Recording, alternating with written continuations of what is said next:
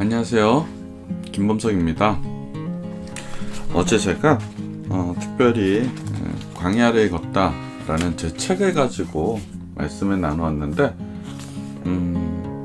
기분 좋은 건지 안 좋은 건지 잘 모르겠는데 제가 설교할 때보다 더 반응이 폭발적으로 좋게 나왔다라는 이 안타까운 사실을 전하게 되었습니다. 그래서 광야를 걷다 또 책을 제가 많이 소개를 안 해서 그래서 그냥 이 부분에 있어서 이 책을 좀 한번 이참에 다 한번 같이 읽어줬으면 좋겠다 라는 이제 요청들이 들어와서요. 이 책을 좀 같이 읽으면서 함께 하나님 나라의 그 은혜를 같이 묵상해보는 시간을 갖도록 해보겠습니다. 설교보다 이게 더 좋았대요. 참 할렐루야. 자, 오늘은 22페이지부터 시작하려고 합니다. 제목은 사랑한다면서 제게 왜 이러세요? 라는 제목입니다. 기독교 역사를 살펴보면 도무지 이해되지 않는 몇몇 대목들이 있습니다. 신은 악이나 화까지도 좋은 목적을 위한 수단으로 쓰고 있으므로 신은 항상 바르고 의롭다는 신종론, 그 부분입니다. 왜 믿음의 사람들이 고통을 당해야 하지? 나는 우리가 당하는 고난과 고통까지도 하나님은 그분의 방법으로 의롭게 쓰신다는 개념을 인정할 수 없었습니다. 예수님을 구주로 믿고 그분의 제자가 된 사람들은 모두 고난을 받았습니다. 그러고 보니 하나님은 그분께 선택을 받은 모든 믿음의 선배들을 예외 없이 광야로 데리고 가셨고 고난과 고통 가운데 내버려 두셨습니다. 어느 날 하나님이 잘 먹고 잘 살고 있는 아브라함에게 나타나셔서 말씀하십니다. 여호와께서 아브라함에게 이르시니 너는 너의 고향과 친척과 아버지의 집을 떠나 내가 내게 보여준 땅으로 가라. 창세기 12장 1절 말씀입니다. 성경 말씀만 본다면 아브라함은 특별히 반항하지 않고 말씀에 순종하여 자신의 고향과 친척과 아버지의 집을 떠나 하나님이 말씀하신 땅 가나안으로 떠났습니다. 성경을 읽으면서 이 부분을 참 이해할 수 없었습니다. 하나님이 아브라함을 믿음의 조상으로 선택하시면서 제일 먼저 하신 일은 아브라함에게 상을 준 게 아니고 그를 광야로 몰고 가신 겁니다. 여러분, 광야 생활을 상상해 보십시오. 분명 편한 삶이 아니라 굉장히 힘들었을 겁니다. 무엇보다도 내 작은 경험에 비추어 보더라도 그를 따르는 가족들이 광야 어려운 생활 속에서 엄청나게 불평을 했을 겁니다. 처음은 조심스럽게 시작했겠지만 고난의 시간이 점점 길어지면서 아내와 자녀와 종들은 점차 강도가 높게 불만을 표시했을 것 같습니다. 당신 정말 하나님 말씀 듣고 떠난 거 맞아요? 혹시 자다가 개꿈 꾼 거 아니야? 참나, 이런 광야에 나 이게 뭔 고생이람? 진짜 맞아? 이런 식의 말들은 아브라함 몰래 혹은 일부러 들으라고 대놓고 하지 않았을까? 만일 내가 아브라함이라면 이 난감한 상황에서 뭐라고 대답했을까? 조금만 더 가면 하나님이 약속하신 땅, 가나안 땅이 나올 거야. 그러니 너무 그러지 마. 이제 곧 불행 끝, 행복 시작이야. 내가 나 하나 잘 되려고 이러는 거 아니잖아. 아마 이렇게 설득하면서 뽀르툭한 사람들을 다독이고 어느 때는 혼을 내기도 하며 광야를 겨우 지나가지 않았을까. 좋다. 어렵게 아브라함은 광야를 넘어 약속의 땅 가나안 땅으로 들어갔습니다. 그런데 그렇게 힘들게 도착한 약속의 땅 가나안에서 아브라함을 기다린 것은 우리가 생각한 화려하고 반짝반짝한 복도, 먹음직하고 보암직한 것들이 차고 넘치는 기가 막힌 풍요도 아니었습니다. 대신 가나안 땅에서는 그를 기다린 것은 말 그대로 기가 막힐 정도로 심한 기근과 굶주림이었습니다. 하나님이 어리숙한 아브라함을 데리고 사기를 치신 것인가? 왜 잘 살고 있는 아브라함을 꿰어 광야를 건너게 하시고 복이 아닌 기근과 굶주림을 주셨을까? 가장인 아브라함의 마음은 당시 얼마나 참담했을까? 아마 먼 길을 함께 걸어온 온 집안 식구들에게 어마무시하게 욕을 먹었을지도 모릅니다. 결국 아브라함은 기근과 사람들의 질책을 피해서 애굽으로 다시 돌아갑니다. 성경을 읽으면서 저는 참 마음이 힘들었습니다. 이게 뭐지? 하나님이 선택하신 백성을 광야로 이끌어내시고 막상 도착한 약속의 땅이란 곳에 가보니 기근과 굶주림이 있고, 그래서 결국 다시 애굽으로 돌아가게 하시고, 아니 왜 도대체 왜 why 왜 아브라함에게 그렇게 하셨을까? 아브라함에게 왜 쓸데없는 광야 체험을 하게 하셨을까? 사무엘상 21장 이하를 보면 다윗이 나옵니다. 다윗은 완전 잘 나가는 사람이었습니다. 왕의 사위이자 군대 최고 사령관까지 되었습니다. 그런데 하나님이 다윗을 선택하셨습니다. 그리고 잘 먹고 잘 살려는 그 시점, 하나님이 찾아오셔서 인생을 흔드십니다. 생각해보니 아브라함에게도 한참 잘 먹고 잘 사는 그 시점에 찾아오셔서 광야로 내몰아 버리셨습니다. 다윗에게 그 하나님이 찾아오신 겁니다. 여러분, 잘 먹고 잘 살 때 조심하십시오. 하나님은 다윗을 아브라함과 같이 광야로 몰아가셨습니다.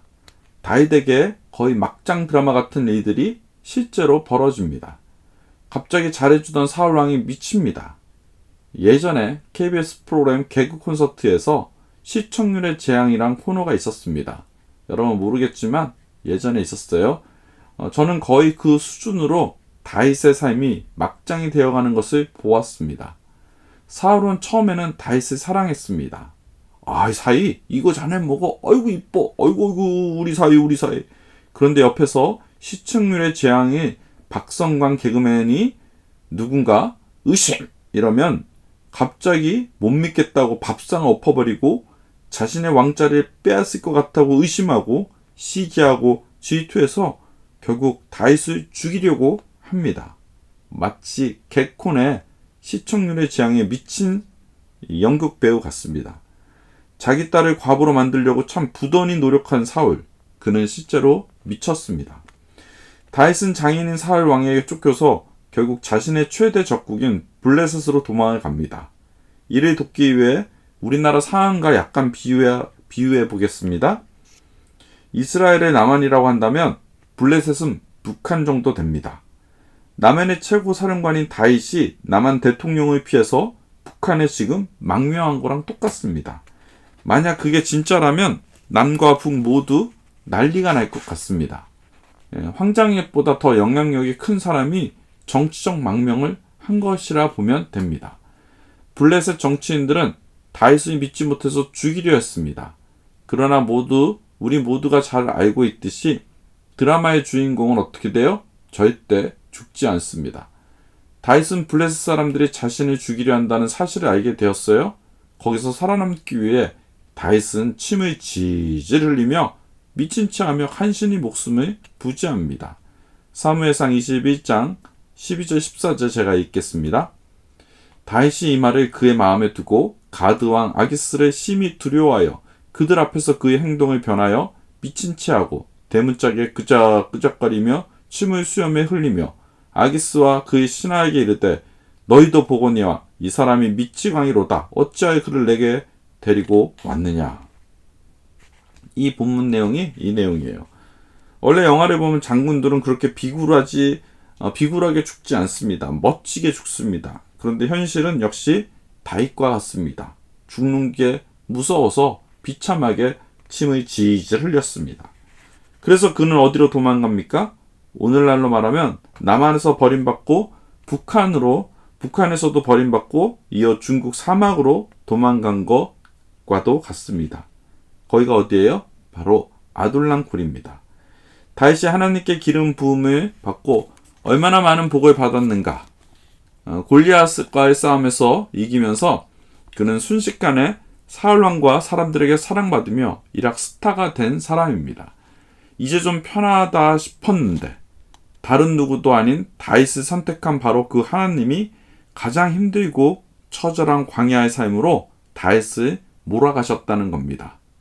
왜? Why? 왜 사랑하는 자식을 온갖 뒷짐승과 서러움이 공격하는 광야로 이끄신 걸까? 이렇게 하나님께 배신감을 느낄 만큼 호되게 당한 믿음의 선배들이 성경에는 굉장히 많이 있습니다.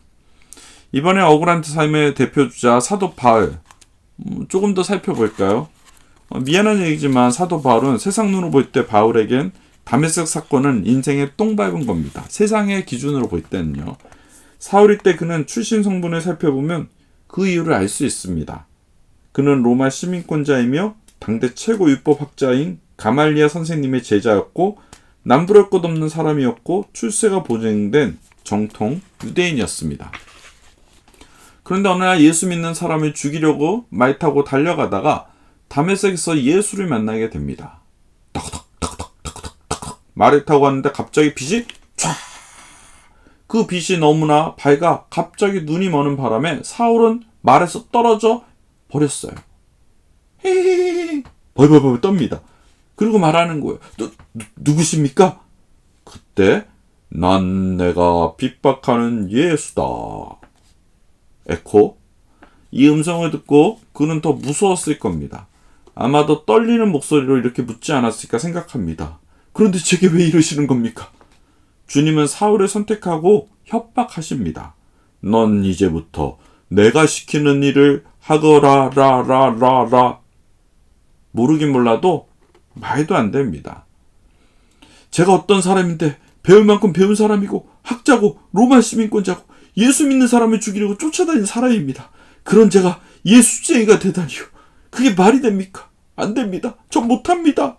라고 강하게 부정했을 것 같습니다.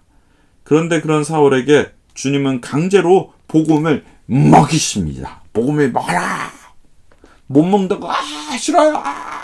복음을 먹이는 거예요. 그리고 눈을 멀게 해버려요. 완전히 포기하게 하신 뒤에 결국 진짜 복음을 먹였어요.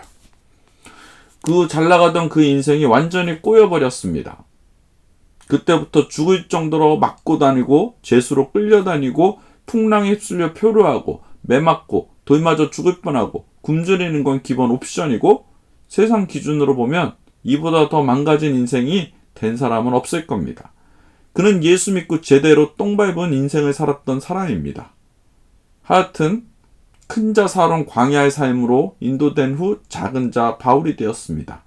그렇다면 누가 우리네 인생들을 이 끔찍한 광야로 인도하시는 걸까? 성경은 성령 하나님이시라고 말하고 있습니다.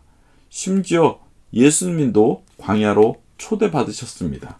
마태복음 4장 1절 2절 그때 예수께서 성령에 이끌리어 마귀에게 시험을 받으러 광야로 가서 40일을 밤낮으로 금식한 후에 줄이신지라. 아멘. 이제 결론 부분으로 돌아가고 있습니다. 여러분, 한 사람도 외가 없습니다. 왜 하나님께 선택받은 사람들은 모두 광야의 삶을 거쳐야 할까? 저는 궁금하면 못 참습니다. 여러 방면으로 묵상하던 중 성경 주석을 보다가 광야의 뜻을 발견했습니다. 그 의미를 알고 나서 기존에 갖고 있던 생각의 틀이 완전히 와르르르르르 하고 무너져 버렸어요. 광야는 히브리어로 미드바르입니다. 이 단어의 동사형이 다바르인데 이 단어는 하나님의 말씀을 듣고 순종한다라는 의미를 갖고 있습니다. 또 같은 어원인 드바르, 지성서를 뜻합니다. 흔히들 광야라 하면 단순하게 고난, 아픔, 외로움부터 떠올릴 겁니다. 그런데 정작 알고 보니 그 광야의 뜻은 하나님의 임재가 있는 곳, 즉 지성소였다는 것입니다. 그러나 이해가 되지 않습니다. 어떻게 고통과 괴로움, 상처로 뒤범벅이 된 그곳이 하나님의 임재가 있는 곳, 우리를 순종으로 이끄는 곳일 수 있단 말인가? 곰곰이 묵상하게 되었습니다. 하나님의 말씀은 광야에 있습니다. 물론 모든 곳에 그분의 말씀이 있지만 그 말씀은 광야 가운데 있을 때 더 정확하게 들려집니다. 그곳에는 하나님 말씀 외에는 의지할 게 없기 때문에 그렇습니다. 광야는 내 환경, 내 돈, 내 재능, 내 스펙, 내 인간관계, 그 어느 것 하나도 의지할 곳이 없는 곳입니다. 오로지 한 분, 천지를 창조하신 하나님만을 의지하게 되는 곳이 바로 광야입니다. 가만히 내 환경을 생각해 봤습니다. 나는 하나님을 전적으로 믿으며 살아가고 있을까? 당연히 저는 하나님을 믿습니다. 하지만 솔직히 하나님만 믿고 살지는 않습니다. 솔직히 하나님을 믿는다고 하면서 동시에 돈도 믿고 자식도 믿고 사람도 믿고 환경과 여건도 믿고 나의 경험을 믿습니다. 그리고 나의 최대 결점인 나 자신을 저는 너무 믿습니다. 하나님은 그것이 싫으신 겁니다. 얼마나 싫으셨으면 십계명 첫 번째가 하나님 외에 다른 신은 믿지도 말고 그에게 절하지도 말라고 말하십니다. 정말 싫으신 겁니다. 하나님은 당신의 자녀가 하나님 당신만을 믿고 의지하고 살아가기 원하지 세상을 의지하고 그들과 타협하는 백성이 되는 것을 원하지 않으십니다. 하나님만 의지해야 우리가 살 수 있다는 것을 아시기 때문입니다.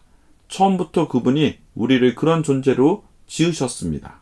그래서 하나님의 자녀들은 누구나 다 예외 없이 인생에서 광야를 만나게 허락하십니다. 어떤 사람은 결혼의 실패를 경험하고 어떤 사람은 사업이 망해서 단칸방에 살게 되고 또 어떤 때는 취업에 실패해서 홀로 비정규직 차별 속에 살아가며 불치병으로 살아가는 가족을 먼저 떠나보내는 아픔도 겪습니다. 광야 생활 가운데서 하나님이 우리에게 요구하시는 것은 분명한 것입니다. 하나님 외에는 다른 것을 믿지 말라는 것. 그러니까 허탄한 다른 우상들을 이름이 아닌 하늘 아버지의 이름을 부르라는 것. 기도하라는 것. 그것이 광야로 우리를 이끄신 이유입니다. 어려움을 통해 진정한 하나님의 지성소로 들어오라는 것입니다. 내게도 그런 광야의 순간들이 정말 많았습니다. 그리고 지금도 나는 하나님의 임재가 있는 광야의 여정 속에 사실 있습니다. 이 땅이 사실 광야 여정이죠. 이는 내가 하나님 안에서 아직 살아있다는 증거이기도 합니다. 광야 미드바르 챕터 1 여기서 마치겠습니다. 정말로 하나님의 임재가 있는 그 광야의 삶, 그 삶도 감사함으로 나가는 저와 여러분 되기 주의 이름으로 축복합니다. 기도하겠습니다. 하나님, 우리에게 광야의 삶 허락해 주신 은혜 감사합니다. 그것이 힘들고 어렵고 저주받는 곳이 아니라 하나님의 임재가 있는 곳임을 기억하며 감사함으로 그 문에 들어가 하나님의 영광과 존귀를 찬양하며 나가는 저희 백성 되게 하여 주옵소서. 주님 감사드리며 우리 주 예수 그리스도 이름으로 기도하였사옵나이다. 아멘.